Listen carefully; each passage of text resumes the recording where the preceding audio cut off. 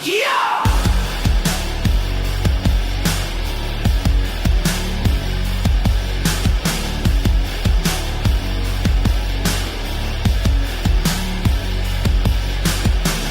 Gipapuyo sa Ginoong Diyos, sa tanaman sa Eden ng tao nga iyang gibuhat aron magugmad-ugmad at iman niini. Unya gimanduan sa Ginoong Diyos ang tao, mahimo mong kaono ng bunga sa bisan unsa nga kawi sa tanaman. Gawas lang sa bunga sa kahoy na naghatog kahibalo kon unsay maayo ug daotan. Kaysa higayon nga kanon mo kini, sigurado kayo na mamatay ka. Ug samtang nahinanok siya,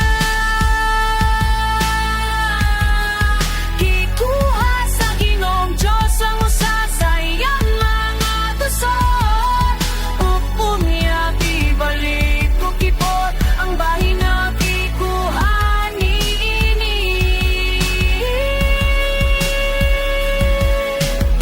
Unya miingon ng Ginoong Diyos, dili maayo nga mag-inusara ang tawo. Buhatan ko siya o katabang nga angay kaniya. Gibuhat sa Ginoong Diyos, gikan sa yuta ang tanang matang sa mga mananap nga nagpuyo sa yuta, o kang tanang matang sa mga mananap nga galupan. Ug samtang nahinanok siya,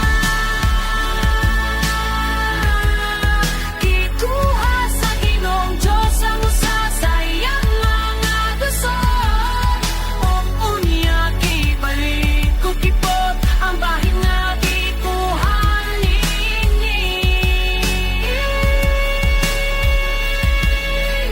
Unya gidala niya sila ngadto sa tawo aron pangalan kini kon unsay gipangalan sa tawo kanila maonay tawag kanila. Pusag ingalan sa tawo ang tanang manak na nagpuyo sa yuta. Apil ang mga mananap nagalupan ang panwalay mo sa niini. Mga mananap ngangay mahimo ka pagniatan. Pusag ipakatulog sa Ginoong Diyos ang tawo. Ug samtang nahinanok siya, gikuha sa Ginoong Diyos ang usa sa iyang mga tusod. Ug unya ibalik ko kibot ang bahin na gikuha niini.